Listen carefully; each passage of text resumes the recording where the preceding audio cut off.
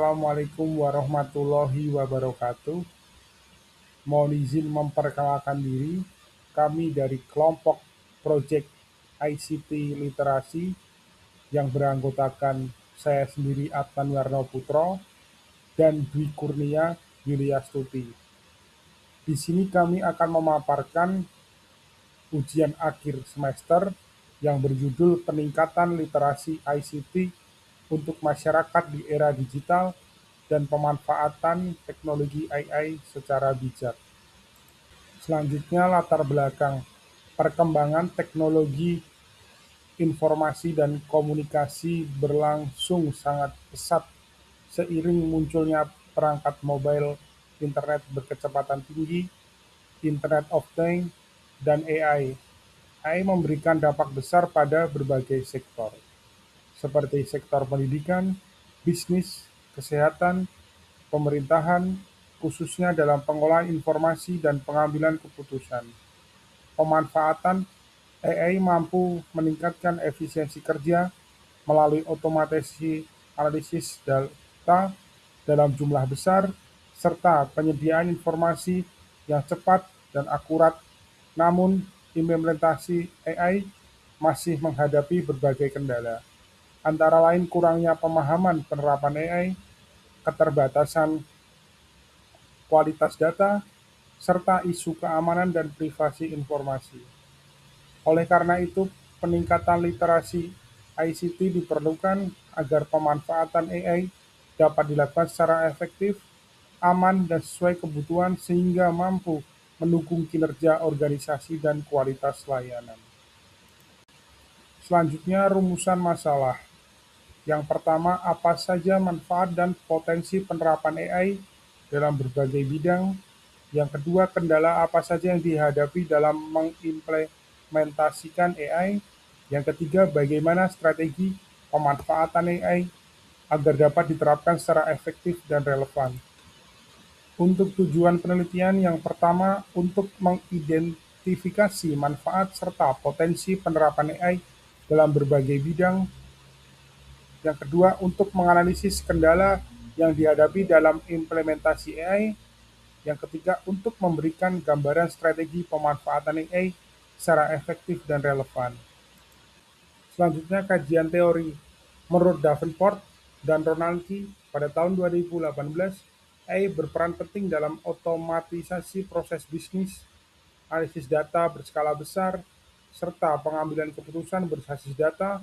Penelitian tersebut menegaskan bahwa organisasi yang memanfaatkan AI secara tepat dapat meningkatkan produktivitas dan daya saing. Yang kedua, menurut Kusrini pada tahun 2006, keterbatasan kualitas data, kurangnya pemahaman pengguna, serta kesiapan sumber daya manusia menjadi faktor penghambat utama keberhasilan sistem berbasis AI. Yang ketiga, penelitian oleh Wirtz, Weyer, dan Geyer pada tahun 2019 menyatakan bahwa penerapan AI dapat meningkatkan kualitas layanan publik, efisiensi administrasi, serta transparansi pengambilan keputusan. Namun, penelitian tersebut juga menekankan pentingnya tata kelola dan regulasi dalam penerapan AI. Yang terakhir, penelitian oleh Lutschkin et al. Pada tahun 2016 menunjukkan bahwa penggunaan AI dalam pembelajaran adaptif mampu meningkatkan efektivitas pembelajaran dan memberikan pengalaman belajar yang sesuai dengan kebutuhan individu, serta didik AI juga membantu dosen dalam evaluasi pembelajaran, serta otomatis dan objektif. Selanjutnya kita ada 4 metode. Yang pertama, observasi. Yang kedua, perencanaan. Yang ketiga, implementasi. Dan yang terakhir, evaluasi. Yang pertama, tahap observasi. Di tahap awal ini bertujuan memetakan kondisi sasaran terkait tingkat literasi ICT saat ini. Kegiatan dilakukan melalui wawancara informal, kuesioner dasar pemahaman teknologi, identifikasi kebutuhan pelatihan digital, serta pemetaan media dan perangkat yang biasa digunakan sasaran. Yang kedua, tahap perencanaan.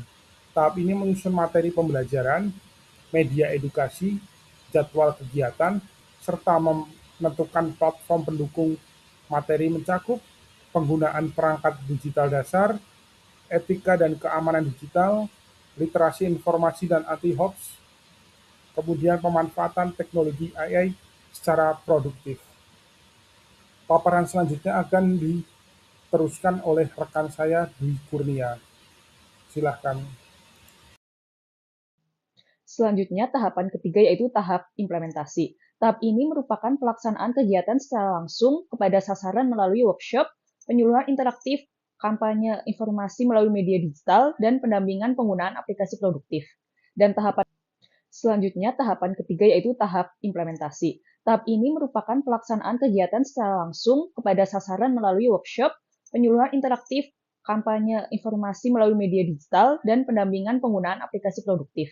Dan tahapan ketiga yaitu tahap implementasi. Tahap ini merupakan pelaksanaan kegiatan secara langsung kepada sasaran melalui workshop, penyuluhan interaktif, kampanye informasi melalui media digital, dan pendampingan penggunaan aplikasi produktif.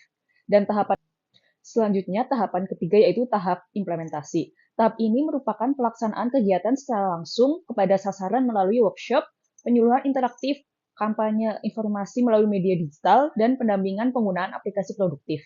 Dan tahapan ketiga yaitu tahap implementasi. Tahap ini merupakan pelaksanaan kegiatan secara langsung kepada sasaran melalui workshop, penyuluhan interaktif, kampanye informasi melalui media digital, dan pendampingan penggunaan aplikasi produktif.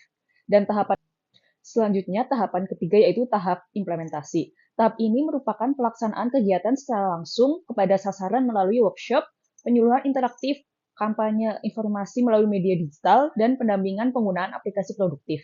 Dan tahapan ketiga yaitu tahap implementasi. Tahap ini merupakan pelaksanaan kegiatan secara langsung kepada sasaran melalui workshop, penyuluhan interaktif, kampanye informasi melalui media digital, dan pendampingan penggunaan aplikasi produktif. Dan tahapan ketiga yaitu tahap implementasi. Tahap ini merupakan pelaksanaan kegiatan secara langsung kepada sasaran melalui workshop, penyuluhan interaktif, kampanye informasi melalui media digital, dan pendampingan penggunaan aplikasi produktif. Dan tahapan ketiga yaitu tahap implementasi. Tahap ini merupakan pelaksanaan kegiatan secara langsung kepada sasaran melalui workshop, penyuluhan interaktif, kampanye informasi melalui media digital,